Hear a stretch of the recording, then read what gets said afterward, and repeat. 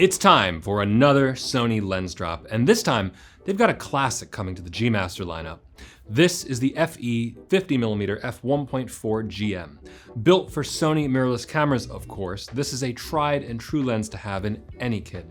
But as part of the G Master line, it brings that trademark optical quality that we'll soon get into. And it also has modern functionality that hybrid shooters have come to expect in recent years. Not only that, but it's small, it's light, and it has the AF performance the video and photo professionals out there demand. So let's take a look. 50mm lenses, historically speaking, are considered standard as far as focal range goes, and this is especially true for full-frame cameras. What makes this stand out though is its super fast f1.4 aperture. Short of a much bigger, much bulkier f1.2 design, it doesn't get much faster than this, and given the size of the lens, it's honestly really impressive that it achieves f1.4. Now, some of you might be saying, wait, Sony has a 50mm f1.4, right? This is true, but this new G Master iteration is a completely new design that improves on the older lens in every way.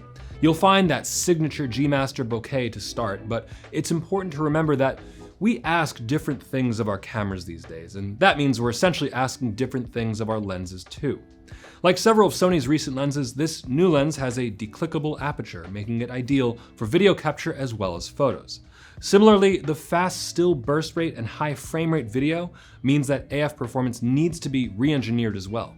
Finally, bringing it all together are the tactile changes, linear response focus, and aperture rings. But before I get ahead of myself, let's move on to our location shoot where we put the new 50mm f1.4 lens to the test. Can you believe this gorgeous piano showroom space? We got soft light just pouring in here. You can see it is just filling the space. And that's great because we want to really test this 50mm f1.4 G Master lens. We're going to get great bokeh, as you know, and of course we're going to try it on some video and stills because this is really a hybrid shooter's dream lens, if you ask me. You've got fast aperture and that standard focal range for full frame cameras. It applies to both shooters. So if you do both, you're going to want to pay attention.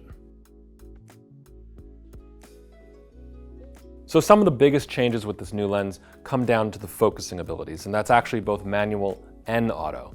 Now in auto mode, the lens is driven by two XD linear motors, and that gives you up to 1.9 times faster autofocus performance as compared to the previous Sony Zeiss f1.4 lens. Now when it comes to manual focus, the improvements come down to minimum focusing distance and of course the linear focusing ring. Now combined, all of this gives you the ability to get really shallow depth of field in pretty much any situation. You can go right up to the piano keys, for example, as we did in the previous room, and get really tight, close details. And when you're shooting something a little wider, like we did before, where we're shooting the mirror here, you can blur out the rest of the image and lock onto a specific region of the frame. You create this beautiful look in the process. By the way, in case you're wondering, minimum focusing distance is 16 inches with this lens, or 0.41 meters. In manual focus, you actually gain an inch, so it's 15 inches, or 0.38 meters. And we're going to get to this in a bit, but autofocus is now fast enough to work with 30 FPS still burst images or 120 FPS video. So those motors go a long way towards making this lens versatile for many different types of shooters.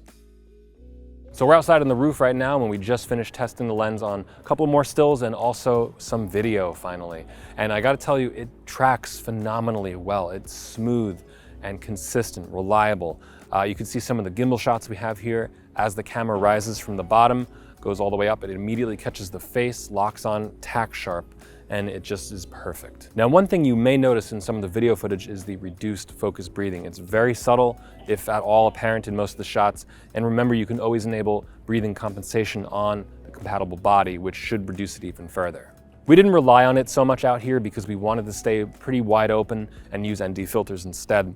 But what you can do is use the de-clickable iris to gradually and smoothly shift your iris for bright situations like this. If you were switching from indoors where it's darker to brighter out here, then this is perfect for video shooters. So we got a lot of great shots today, but let's take a look at the lens itself. You know, you go around the body and it's got a lot of the modern features that you would see these days, especially on the G Master line. First and foremost that comes out to my eye is the de-click switch. So click on and off. You know, normal behavior, if you put this on, for still photo lenses would be a hard stepping aperture ring. You don't want that for video. So simply turn it off And now you have a free-floating iris. And that's perfect, like I said, for video. So now while we're talking about the iris, the other feature we have is the iris lock. So we go back all the way to A, which means it's controlled by the camera, and you can lock it. And now you can no longer move the iris on the barrel itself. Then let's see, we have the AF/MF switch, obviously, and then the two nice things here are the two focus lock buttons. You have one for landscape orientation and one for portrait orientation. And then of course we have the linear focusing ring. Now this is actually a big deal because linear focusing is important on an electronic focus system. You want that same tactile response that you would get so you can make predictable manual focus adjustments. Now, if you look from the front here, the first thing is it's a 67mm thread. And this is big because it actually matches the 24 and 35mm f1.4 G Master lenses as well. So that means you can share the same filters across all three lenses. So if you have a kit of G Master primes, this fits right in. The lens inside, though, consists of 14 elements in 11 groups. And that includes an ED, or extra low dispersion glass, and 2 XA lens elements which help minimize chromatic aberration. And they improve bokeh quality, of course. And then to top it all off, Sony uses a nano AR coating to reduce flaring and ghosting. So as you can see, this is actually on the somewhat smaller side for a 50-1.4. It's smaller than the previous Sony Zeiss lens, and it's also smaller than, honestly, most other 50-1.4s. And it actually is only 3.1 inches or 80.6 millimeters in length and 18.2 ounces or 516 grams in weight. So yeah, this is one of the most impressive parts of the G Master lineup in my opinion, because 50mm is obviously a standard go-to for full frame as it is, but f1.4 really seals the deal. And the fact that it's got all of the modern features that make it suitable for both video and photo, which all of us on this team love, makes it an incredible value. So anyway, let's wrap this up. This is a perfect addition to the G Master lineup. It gives you that standard 50mm prime length in a modern, functional, lightweight design. The photos and videos speak for themselves with tack-sharp imagery and fast, reliable autofocus. For Sony shooters, especially hybrid photo and video shooters, this is a must-have lens.